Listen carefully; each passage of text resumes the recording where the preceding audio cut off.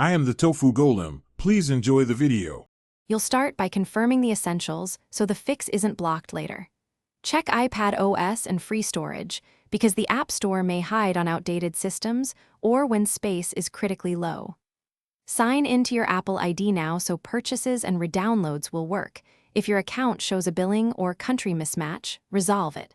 Once done, go to Screen Time and disable any content and privacy restrictions that could hide the App Store. That's often the reason it disappears. Now you'll locate or restore the App Store itself. First, swipe down on the home screen and type App Store. If it appears inside a folder, drag it back. If it's truly missing, reset the home screen layout to return system apps to default positions. Make sure you have a backup before restoring.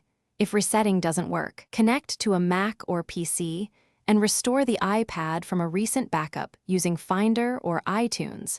That reinstalls system apps without changing your data when done correctly. Finish by updating iPad OS to the latest version.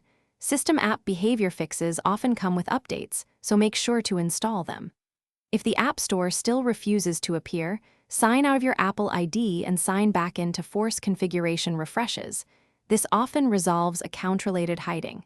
If that fails, back up and perform a full restore to factory settings, then restore your backup.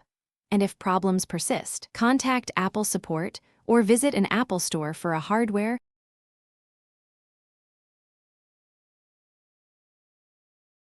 Thanks for watching. Consider subscribing if we helped you today.